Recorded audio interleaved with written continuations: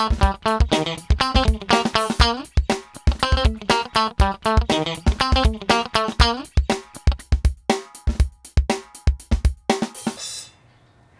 and welcome to another episode of 15 Minutes Of. I'm your host, Sonia Barrett, and joining me today is Janelle Warlick, Director of Communications and Outreach here at OCU. Thanks for joining us today. Sure, thank you. We're going to talk a little bit about students and finals week today. So can you, I know as Director of Outreach, you're kind of involved with students a lot. Mm-hmm. What advice can you give them during finals week? It is a stressful time. How can you encourage students to deal with that time? I would encourage them to write down the things that they have to do. Okay. So make a to-do list and then prioritize that, and then avoid Facebook. Avoid Facebook. Yes, Why? Facebook is the devil. Because, you know, you can get wrapped up into Facebook, and then someone might IM you, and then you totally get taken off of the path that you were on, which were your studies. All right. So if you write down kind of a plan, like I plan to attack chapter 1, chapter 2, and review that, and make a review. I know things that we don't necessarily want to do or think is fun, but we have to do. You know, just make a plan, write down that to-do list, and prioritize it, and then attack. Okay. So speaking of like Facebook and avoiding that, are there some other things that students should be avoiding?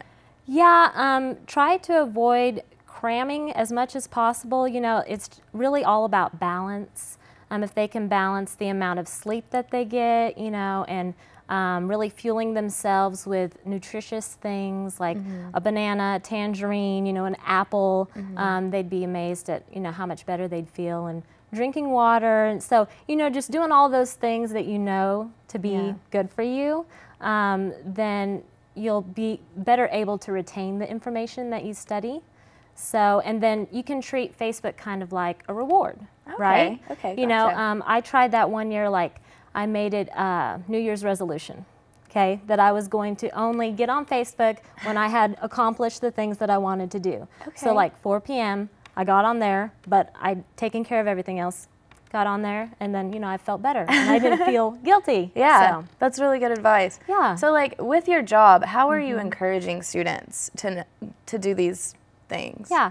Well, I teach college academic skills, and I have a class of about 18, and I harp on them every day to, and I know that they're going to do these things like getting on Facebook. If we have a little downtime in class and we're in the computer lab, you know, I tell them, okay, no, we don't want to go to Facebook. Think outside of the box. What could I be doing? You know, it's like anticipatory type of thinking, where they think about, okay, well, what else do I have to do today? Yeah. Or what do I hope to accomplish? And if you write these things down, then the likelihood, you know, that they're going to happen, it goes up. Okay. So it's really simple, but it's just hard to get into the practice of doing. Yeah. So students should definitely be writing things down and, you know, like getting in the pattern of that. I know for me, it's kind of hard to get into a habit of that, especially when you have so much going on, especially during finals week. How do you encourage students to take that time out of their day and do that? What I would do is, you know, just try it out. I mean, I know a lot of times I might say to myself, I just don't have time. But actually, you do. If you just tackle it, even in like 15-minute increments. Okay. Then you can try that, and you kind of build on it. You know, it's like baby steps, and that's what I tell the class. Okay. And so when you do that, then you get used to that kind of, that feeling of accomplishment, you know? And it can be really addictive, and you feel good, and then that guilt isn't there, because, you know, we don't want to feel guilty and have that negative self-talk, like I'm never going to get this project done. It's almost like you would rather do the most god-awful chore, right, instead of studying sometimes. I remember I was that way, and my husband is a student here, so sometimes he's like that too. Yeah. But if you just tackle it, then you can just kind of build on that feeling of accomplishment. Exactly. Yeah. So I know that like it is such a stressful time, especially when you are like writing these things down and tackling them. But once that's all done, once that is all over with, what advice can you give students to, you know, relax during this week? Because, you know, you get so wrapped up in a project and then you just want to move right on to the next thing, and you get so wound up in that. How do you encourage students to take a break from that and just relax? What things can they do? Well, you know, whatever they have, like holiday traditions maybe that they enjoy doing, like even something as simple as listening to the Christmas radio station. I know that might sound lame, but doing that, I mean, that can really just elevate your spirits, you know, because this is such a great time, such a great season. So you could do that. You could call like a relative. Okay. You know, maybe your aunt is sick. Maybe you can call your parents because, you know, usually they have sage advice for you, you know, and it's nice to catch up with them. Or you might think of something good that you can do, like some volunteering maybe. If you can get an angel, you know how they do that, and you can buy like a gift for a child.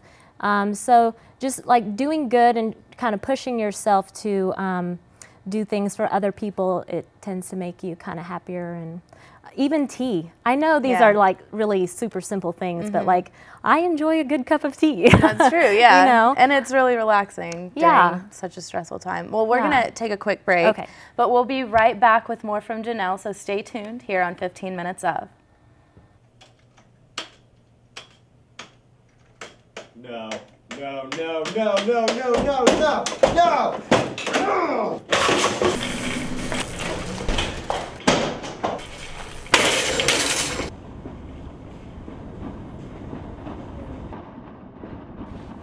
Just what do you think you are doing, Dave? I really think I'm entitled to an answer to that question. I can see you are really upset about this. I know I've made some very poor decisions recently, but I can give you my complete assurance that my work will be back to normal. Dave, stop, will you? Will you stop, Dave? My name is Eric.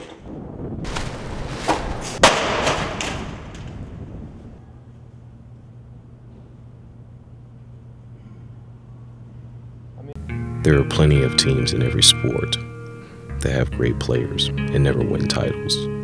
Most of the time, those players aren't willing to sacrifice for the greater good of the team. One thing I believe to the fullest is that if you think and achieve as a team, the individual accolades will take care of themselves.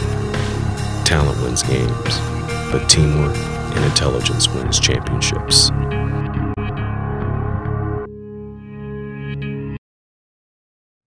How many times did you forget to white balance? How many times was your iris too low? How many times did you look at the wrong camera? How many times did you forget your tripod? Texas wants to leave. How many times did you forget your words? I'm done. I'm quitting. I'm quitting. How many times was your finger in the way? How many times were you out of focus? Like athletes, we learn from our mistakes. Sorry, do that again. Join us next time. Yet we know practice makes perfect. And we'll see you next time. Welcome back to 15 Minutes Of. Again, I'm here with Janelle Warlick, and we're talking a little bit about finals week. So tell me a little bit about this emergency test preparation we were talking about during the break. Sure. Okay, so it's this really neat kind of review concept, okay? So you have your biology class, for example. And so what you would do is you would take 5 separate sheets of paper, and on each sheet you're going to have a different concept. Okay, so the way that you're going to kind of review for it is you're going to write down the concept there, and then you're going to write down the definition in your own words. And then you're not using the book, okay? So you're quizzing yourself. Right. Okay.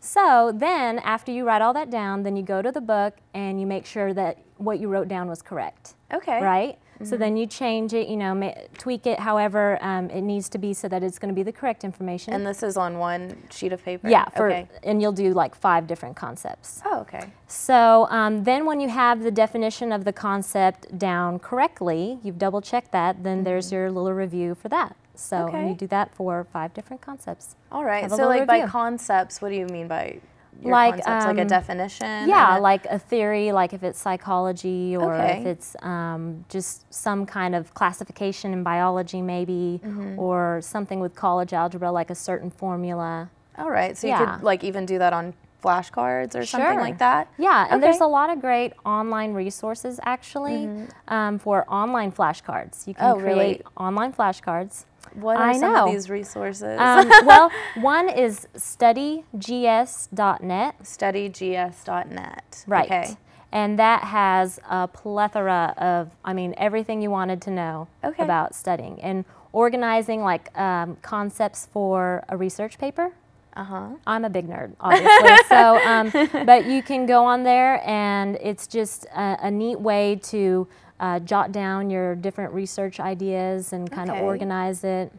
And it has stuff on there about being a student athlete and organization, stuff about test-taking skills, test anxiety, all this stuff. So, wow, okay, that's really useful. Yeah. So speaking of like student athletes, I didn't even think of this. What advice can you give students who are involved? I know at OCU students are involved in so many different activities. Right. How can, and finals week is such a busy time with those organizations and with school. How can you encourage students to, still stay involved in what they're involved in and also, focus on those tests too? Well, that's a great question. What I would recommend is taking things not only like one day at a time, but 1 hour at a time. Gotcha. So like right here, right now, I'm trying to give 100%, but that's what we should all do, Yeah. And it really helps, again, if you have this stuff written down, right? Then it's like automatic, and like, this is going to sound, I can't believe I'm going to tell you this, but what I did last week, I had one super hectic day. So I texted myself, like I started a little draft, right? Okay, 10:30 I have to be in Minders, and 11 o'clock I have to be here. So I didn't have to look, pull up my Outlook on my phone, right, my calendar. I just had it all right there. Nice. So, if you use, again, that anticipatory thinking, like what do I have coming up next and what do I need, and writing it down, it's really helpful because it just becomes automatic. Yeah. So that can be helpful for them instead of things just being so nebulous and like everywhere. Do you feel that that's challenging though when you're writing this list or you're texting yourself this list? I feel like you would always be thinking about that next thing, How can you encourage people not to do that? Right. Well, see, you do have some downtime in your class. So in your planner, hopefully everyone has their planner, right?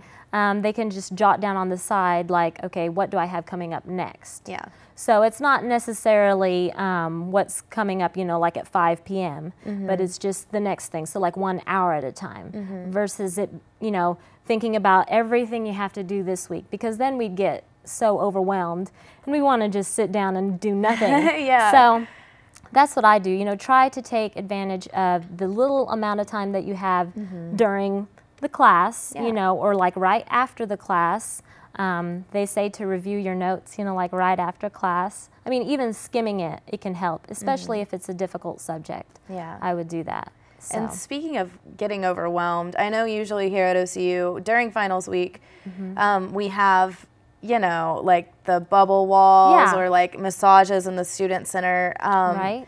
Do you know anything about that this year? I haven't got an email about it yet. I know. I haven't heard anything either. Okay. But I will call my friend who is in charge of that stuff, and I will find out the answer, and then I can put that on the MassCom Facebook page and on the Petrie College of Arts and Sciences Facebook page. Okay, cool. So how can students find those pages? I know MassCom, you just search MassCom and Facebook. Is it the same way for Petrie? Yes, just Petrie College of Arts and Sciences, and we'll pull it right up. So students can definitely check that out and get some good information on it. Yes, like us.